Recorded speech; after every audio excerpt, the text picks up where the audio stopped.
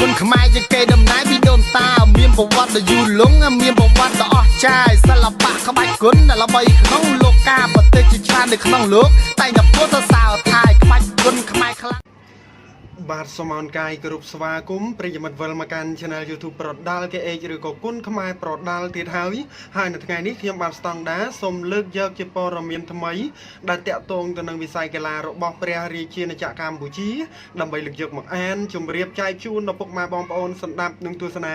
វីដេអូនៅក្នុង Channel ប្រដាល់ KH យើងខ្ញុំបាទពេញចិត្តសូមកុំភ្លេចចុចជាវឬក៏ Subscribe ម្នាក់មួយផងដើម្បីទទួលបាននូវព័ត៌មានថ្មីជាបន្តទៀតនៅថ្ងៃនេះយើងមានជាសាច់រឿងថ្មីគឺគុណខ្មែរពីររូបត្រៀមចេញទៅប្រកួតក៏ក្រៅសង្វៀនពិភពលោកដូចតទៅធនចន្ទៈនឹងមានវត្តមានប្រកួតនៅសង្វៀនពិភពលោក WLC World Lightweight Champion នៅប្រទេសភូមានាថ្ងៃទី4ខែតុលាឆ្នាំ2019តទល់នឹងម្ចាស់ផ្ទះភូមាអញ្ចឹងតាក់ទងទៅនឹងសង្វៀន WLC World Lightweight Champion ឃើញថាមានកីឡាករកម្ពុជាទៅជារឿយសម្រាប់ការប្រកួតនៅទីនោះទៀតសោតកីឡាករដែលធ្វើបានល្អសម្រាប់ការប្រកួតនោះគឺពេញចិត្តខ្លាំងគឺការប្រកួតរបស់រឿងសុភ័ណ្ឌការប្រកួតរបស់មនសមេតការប្រកួតរបស់ពេជ្រមតិខ្មាំងនៅស្រីពៅជាដើមឃើញថាមានការចាប់អារម្មណ៍និងការចូលរួមទស្សនារាប់ពាន់រាប់ម៉ឺនអ្នកឯនោះអញ្ចឹងគុណខ្មែររបស់យើងគេស្រឡាញ់ត្រង់ហ្នឹងពេលដែលគុណខ្មែរចេញទៅប្រកួតនៅ One Championshipឃើញថាសន្ទុះនៃការគ្រប់គ្រងការចូលរួមទស្សនានៅតាមបណ្ដាញសង្គម YouTube ឬក៏ Facebook កើនឡើងរាប់លានអ្នកនឹងវ៉ាន់ក៏គេបានសរសើរយើងតាក់ទងទៅនឹងការចូលរួមទស្សនាច្រើនការគ្រប់គ្រងលទ្ធផលនៃការប្រកួតរបស់កីឡាករគុណខ្មែរយើងនឹងអញ្ចឹងពុកម៉ែបងប្អូនពេញចិត្តទេពេលដែលលើកដំណឹងថាធនចន្ទៈ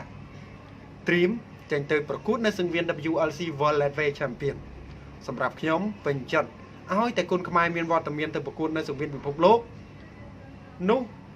ជាការរួមចំណែកជួយផ្សព្វផ្សាយសិល្បៈក្បាច់គុណបុរាណខ្មែរឲ្យពិភពលោកស្គាល់តាមរយៈការចេញទៅប្រកួតតំណាងឲ្យជាតិមាតុភូមិរបស់ខ្លួនអញ្ចឹងតាក់ទងទៅនឹងសង្វៀន WLC World Lightweight នេះក៏នឹងត្រៀមលើកសង្វៀនមកដាក់នៅលើទឹកដីព្រះរាជាណាចក្រអច្ឆរិយកម្ពុជាយើងដូចគ្នាគឺនៅខែមីនាឆ្នាំ2020ក្នុងនោះផងដែរក៏មានការប្រកួតដណ្ដើមខ្សែក្រវ៉ាត់ពិភពលោក WLC World Lightweight Champion ដែលមានកីឡាករកម្ពុជាពីររូបត្រៀមចូលរួមប្រកួតផងដែរមិនទាន់ចេញជាបេក្ខភាពពិតប្រាកដទេតែក្នុងនោះដឹងត្រឹមថាមានសែនរ៉ាដេតនៅក្នុងនោះដែរ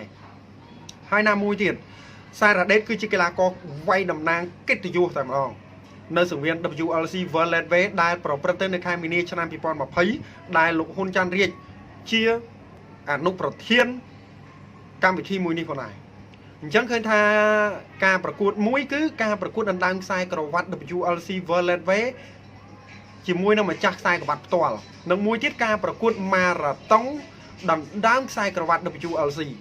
អញ្ចឹងកីឡាករកម្ពុជាយើងអាចជាបេក្ខភាពក្រងខ្សែក្រវ៉ាត់ពិភពលោក WLC World Lightweight Champion នោះ2ខ្សែអញ្ចឹងបើសិនជាកម្ពុជាយើងធ្វើបានទាំង2នាក់នោះកម្ពុជានឹងមានខ្សែក្រវ៉ាត់ពិភពលោកនៅក្នុងដៃ2គ្រឿងដូចគ្នាហើយមួយវិញទៀតនៅមានច័ន្ទរតនាទៀតនោះបើសិនជាច័ន្ទរតនាធ្វើបានទៀតច័ន្ទរតនានឹងអាចក្លាយខ្លួនជាម្ចាស់ខ្សែក្រវ៉ាត់ពិភពលោក One Championship ដែលជាស្ថាប័នធំលំដាប់កំពូលប្រចាំទ្វីបអាស៊ីផ្នែក MMA យើងដឹងស្រាប់ហើយច័ន្ទរតនាគេល្អរបស់គេបានយកឈ្នះ3ប្រកួតចុងក្រោយទូនដែលនេះគឺជាមុខមាត់ប្រទេសជាតិយើងខ្លាំងមែនទែនដោយការយកឈ្នះកីឡាករឥណ្ឌូនេស៊ី2រូបទូនដោយផ្ដួល Alpro Fernandez និង Rody Agustien និងលើកទី3គឺប៉ះនឹងម្ចាស់មេដាយមាស Pan American គឺកីឡាករគុយបា Gustavo Balat ដោយវាយបាឡាត់ឲ្យអស់ខ្យល់រលីងនៅទឹកទី3អញ្ចឹងលទ្ធផលឈ្នះបន្ទុកបាឡាត់ក៏ប៉ុន្តែបាឡាត់នេះសឹងតែស្លាប់ឈរហើយអញ្ចឹងតាក់ទងទៅនឹងការចេញទៅប្រកួតនេះមិនថាសង្វៀនណាទេឲ្យតែសង្វៀនពិភពលោកណាគឺសុទ្ធសឹងតែជាការចូលរួមចំណែកទាំងអស់គ្នាដើម្បីចូលរួមផ្សព្វផ្សាយសិល្បៈក្បាច់គុណបុរាណខ្មែរដែលការយកទង់ជាតិទៅលើកនៅសង្វៀនពិភពលោកការចូលរួមទស្សនាមានរហូតដល់រាប់រយប្រទេសវ៉ាវពិតជាអស្ចារ្យអញ្ចឹងតាក់ទងទៅនឹងសាច់រឿងធនចន្ទៈក៏សូមបញ្ចប់ យើងងាកទៅកីឡាករមួយរូបទៀតដូចតទៅដែលថាតើទៅប្រកួតនៅសង្វៀនណាកុំឲ្យខាតពេលចូលដូចតទៅពុកម៉ែបងប្អូនប្រហែលជាធ្លាប់បានឮឈ្មោះកីឡាករកម្ពុជាយើងមួយរូបដែលមានឈ្មោះថាយ៉ាមខេមរ៉ាសង្វៀន Super Champ ចុងសប្តាហ៍នេះមានកីឡាករកម្ពុជាយ៉ាមខេមរ៉ាប្រកួតជាមួយនឹងកីឡាករថៃស៊ុយងាមភុំផានមូក្នុងតំណែងរងគូឯកអញ្ចឹងកីឡាករយ៉ាមខេមរ៉ានេះអាសាឃើញលេចមុខលេចមាត់ប្រកួតណានៅអាស៊ីអាគ្នេយ៍អាសាឃើញប្រកួតនៅអាស៊ីអាគ្នេយ៍តែយ៉ាមខេមរ៉ានេះមិនទាន់ឡើងណាស់ណាទេក៏ប៉ុន្តែទៅថៃគេផ្ដល់ឱកាសឲ្យគាត់វាយរងគូឯកអញ្ចឹងសង្ឃឹមថាយ៉ាមខេមរ៉ានឹងធ្វើបានល្អសម្រាប់ការប្រកួតជាមួយនឹងកីឡាករថៃនៅ Super Champ ហើយមួយរយៈនេះឃើញថាប្រម៉ូទ័រថៃគេផ្ដល់ឱកាសឲ្យកីឡាករកម្ពុជាទៅវាយយកលុយនៅស្រុកថៃច្រើនគូសមក៏ប៉ុន្តែកីឡាករកម្ពុជាទៅវាយនៅមួយថៃ Super Champ ហ្នឹងឃើញថាមិនសូវជាកាក់កបទេបើវាយនៅ Max មួយថៃនិង MX ឃើញថារៀងគ្រាន់កម្ពុជាតែបើ Super Champ នេះរៀងប្រហែលបន្តិចសម្បីតែ Star Boy ហ្នឹងវាយជាមួយកីឡាករកម្ពុជា3រូបឯងមិនទាន់ចាញ់ទេស្មើយ៉េនឌីណាឈ្នះធុនចន្ទៈនិងស្មើជាមួយឡុងសំណាងម្សិលមិញនេះអញ្ចឹងឡុងសំណាងហើយនឹងកីឡាករ Star Boy នេះឃើញថាវាតដំតសងគ្នាបន្ទុកបើមើលទៅកម្ពុជាឈ្នះក៏ប៉ុន្តែមានពុកម៉ែបងប្អូនមួយចំនួនក៏បានលើកឡើងថាចេះថាធ្វើឡុងសំណាងនឹងសមនឹងចាញ់កីឡាករ Star Boy ផងដោយសារយើងដួលច្រើនអញ្ចឹងពិបាកដែរគ្រូសាប្រទេសមានច្បាប់គ្រូសាមានវិន័យយើងមិនដឹងថាការកាត់សេចក្តីនៅបរទេសរបៀបម៉េចទេហើយនៅខ្មែរយើងដាក់បន្ទុករបៀបម៉េចអញ្ចឹងវាខុសគ្នាទៅហ្នឹងនៅភូមាគេវាយប្រើក្បាលអីចឹងទៅនៅកម្ពុជាហាមប្រើក្បាលអីចឹងទៅអញ្ចឹងវាមានច្បាប់ខុសគ្នាអញ្ចឹងតាក់ទងទៅនឹងការប្រកួតនេះសង្ឃឹមឲ្យកីឡាករកម្ពុជា2រូបនឹងត្រៀមចេញទៅហើយខ្ញុំចង់ឲ្យកីឡាករកម្ពុជាយើងមួយរូបទៀតបើសិនជាអាចណាលោកហ៊ុនចាន់រៀងដឹកនាំទៅនឹងចង់ឲ្យទៅវាយនៅភូមាម្ដងខ្ញុំចង់ឲ្យយកអេលីតសានឬក៏លិញភិរមដែលវាយថៃស្លាប់នៅMX ខ្ញុំគិតថាអេលីតសាននេះតំណងរូបរាងសាច់ស៊ូបរបស់គាត់ការធន់នេះមិនចាញ់សុកធីមិនចាញ់រត់ທາງទេអនាគតរបស់គាត់កីឡាករអេលីតសានល្អរឹងហើយបើសាច់វិញបាទពេលដែលប្រឹងវិញអូបាទសាច់ពោះគាត់អែមកបាទសិស្សរបស់លោកគ្រូសឺនអេលីនមករយៈចុងក្រោយនេះឃើញថាឡើងច្រើនឥឡូវនេះបានខ្សែក្បាត់មួយគ្រឿងហើយលោកគ្រូសឺនអេលីនញឹមខ្ជិបបាទញឹមខ្ជិបពេលដែលឃើញសុកសាវិនក្រងខ្សែក្បាត់នៅ PNN ខ្ញុំក៏ចូលរួមសប្បាយចិត្តដែរតែបាត់តែក្លឹបគាត់បើកថ្មីក៏ប៉ុន្តែកីឡាករថ្នាលរបស់គាត់មិនប្រកាសថាមិនខ្លាំងទេ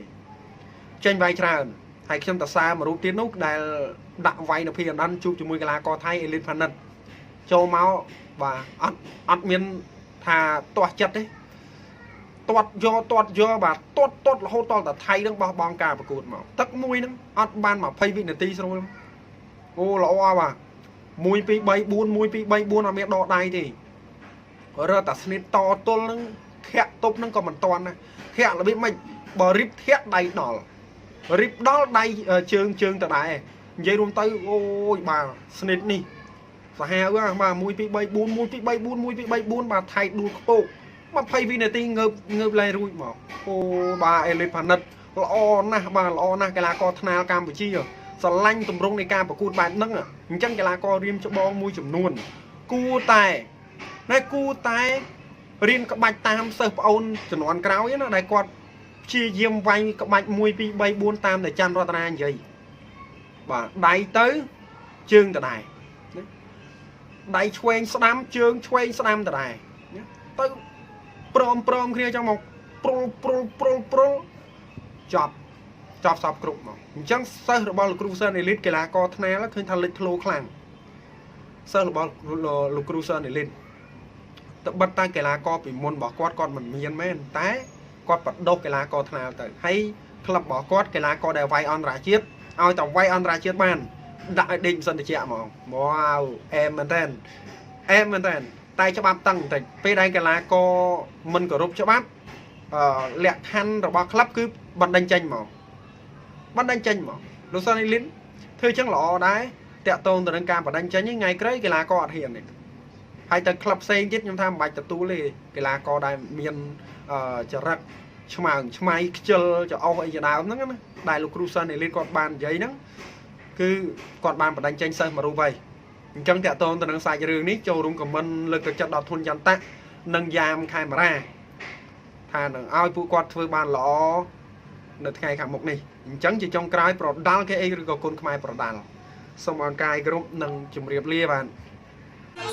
សិល្បៈគុណខ្មែរសិល្បៈគុណខ្មែរជាកេរដំណែលពីដូនតាមានប្រវត្តិដ៏យូរលង់មានប្រវត្តិដ៏អស្ចារ្យសិល្បៈក្បាច់គុណដែលល្បីក្នុងលោកកាប្រទេសជាច្រើននៅក្នុងលោកតែងតែពោលទៅសើថាក្បាច់គុណខ្មែរខ្លាំង